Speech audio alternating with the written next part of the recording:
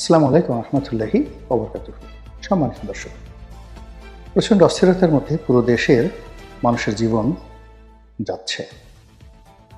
মানুষের দৈনন্দিন চিন্তা চেতনা, কর্ম, আহার বিহার ইত্যাদি সব কিছুর মধ্যে অস্থিরতায় ঢুকে পড়েছে।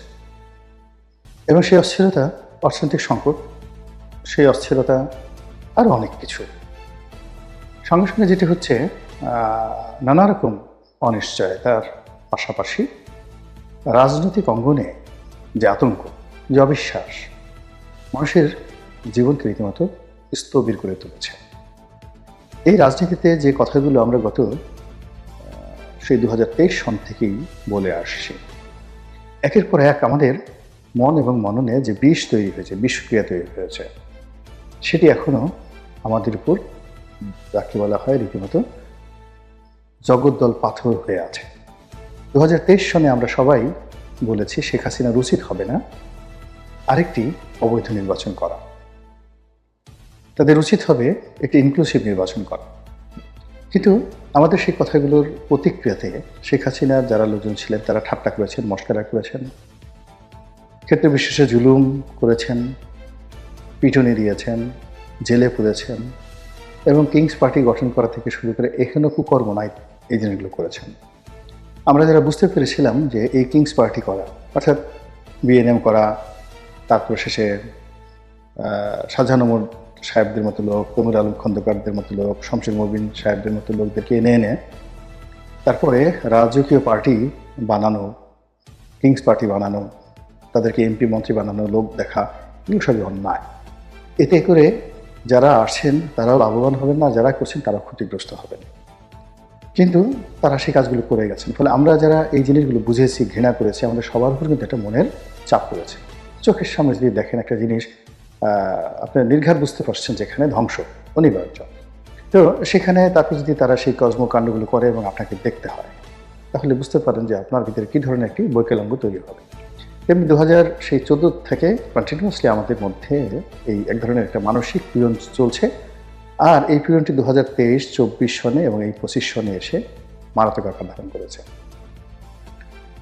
2024 সনে যখন শেখ হাসিনা ক্ষমতায় এলো, ঠিক 15 দিন যাওয়ার আগেই একটা টকশোতে আমি বললাম যে এই সরকার 1 বছর টিকতে পারবে না। তো আমি কথাটা বলেছি, বলার পরেও আমার মধ্যে কিন্তু একটা প্রতিক্রিয়া হয়েছে, ভীষণ রকম প্রতিক্রিয়া হয়েছে। আবার এই যে যারা বিপ্লব হলো, এই বিপ্লবটি যে হবে এটা আমরা অনেক আগের থেকে, আমি তো সেই 2014 সন থেকেই বলে আসছি যে শেখ হাসিনার পতন হবে বিএনপির হাতে নয়, সেনাবাহিনীর হাতে নয়, এমন লোকদের হাতে যেটা আমাদের মন মস্তিষ্ক কল্পনা করতে পারছে না। এর কারণ হলো, দৃশ্যমান প্রতিদ্বন্দ্বীদেরকে যদি আপনি শেষ করে দেন, তাহলে অদৃশ্য প্রতিদ্বন্দ্বী আপনার জন্য অনিবার্য হয়ে পড়বে। এবং এই যে আজকের যারা যুবক, এই যুবকরা যে এইভাবে নেতৃত্বে আসবেন, এটা তারাও কল্পনা করেনি, আমরাও কল্পনা করিনি। এখন এই যে জুলাই আগস্টের যে বিপ্লব, এই বিপ্লব সম্পর্কে গণজাগরণ মঞ্চের একজন নেতা ছিলেন, আমার নামটা মনে আসছে না, তো তার একটা কথা খুব ভাইরাল হয়েছে। তো তার সেই বক্তব্য আর বর্তমান বিপ্লবের নেতাদের বক্তব্য এবং আরেকটি বিপ্লব হয়েছিল হেফাজত, এই তিনটি ঘটনাকে একত্রিত করলে ফলাফল সেম। তো সেই গণজাগরণ মঞ্চের যে নেতা বলেছিলেন যে আমরা একটা জনপ্রিয় বিষয় নিয়ে বিচারের দাবিতে রাজপথে নেমেছিলাম, এটাতে জনগণ যে এইভাবে সাড়া দিবে এটা আমরা ভাবিনি। একইভাবে বর্তমানে যারা নিজেদেরকে বিপ্লবের অধিকর্তা মনে করছেন, তারা একবার জীবনে স্বপ্নে ভাবেননি যে তারা নেতা হবেন। এরা সবাই আত্মসমর্পণ করে বসেছিল। মানে ডিবি হারুনের ভাতের হোটেলে গিয়ে তারা যে কথা বলেছেন, যে দস্তখত দিয়েছেন, যে অঙ্গভঙ্গি করেছেন, এটা তাদের আত্মীয় স্বজন থেকে শুরু করে সবাই সরকারের কাছে আত্মসমর্পণ করে ফেলেছিল। This the reality.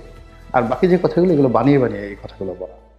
তো গণজাগরণ মঞ্চের যারা নেতৃবৃন্দ তারা বিভিন্ন সময় বড় বড় কথা বলছেন, কিন্তু ওই নেতা, অনেক শীর্ষ নেতা, তিনি যেটা বলেছেন যে আমরা স্বপ্নেও কল্পনা করতে পারিনি। কিন্তু যখন ঘটনাটা ঘটে গেল, আমাদের মধ্যে একজন অহমিকাবোধ চলে আসলো যে আমরা নেতা হয়ে গেছি, আমরা রাষ্ট্র পরিচালনা করবো, রাষ্ট্র নিয়ন্ত্রণ করবো, রাজনীতি নিয়ন্ত্রণ করবো। কিন্তু এগুলো কোনো কিছু করার মতো ক্ষমতা, যোগ্যতা, অভিজ্ঞতা কিছুই আমাদের ছিল না। ফলে আমরা যেভাবে পরাজিত হয়েছি, বর্তমান যারা আছেন তারাও একইভাবে পরাজিত হবে। একই ঘটনা কিন্তু হেফাজতের ক্ষেত্রে।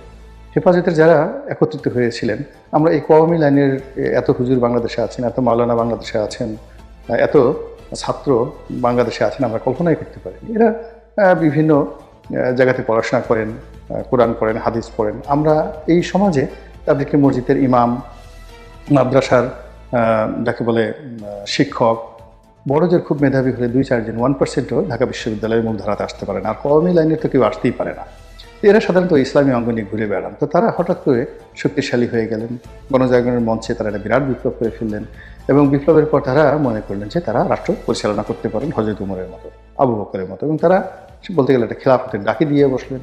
কে প্রধানমন্ত্রী হবেন, কে রাষ্ট্রপতি হবেন, কে কোন মন্ত্রণালয়ে নেবেন, সেটা নিয়ে শাপলা চত্বরে রীতিমতো লঙ্কা কাণ্ড। কিন্তু পরবর্তীতে দেখা গেল যে তাদের সবার জীবন তছনছ হয়ে গেছে। অনেকে নিহত হয়েছেন, অনেকে আহত হয়েছেন। যারা জীবিত ছিলেন নেতৃবৃন্দ, তারা সবাই জেল খেটেছেন, আর জেল খাটার পরে এখন তাদের শারীরিক, পারিবারিক, মানসিক সবকিছু শেষ হয়ে গেছে। তো একইভাবে এখন এই যে বিপ্লবের এই সময়টিতে যা কিছু হচ্ছে, সেই অতীতের ধারাবাহিকতায় যারা বিপ্লবী তারা কিন্তু নিজেদেরকে বিচার বিশ্লেষণ করতে পারেনি। না পারার কারণে এখন নানা রকম অস্থিরতা, নানা রকম গুজব, নানা রকম স্ক্যান্ডাল চারিদিকে ছড়িয়ে পড়েছে, এবং এর মধ্যেই মানুষজন বলার চেষ্টা করছে যে বাতাসে বারুদের গন্ধ।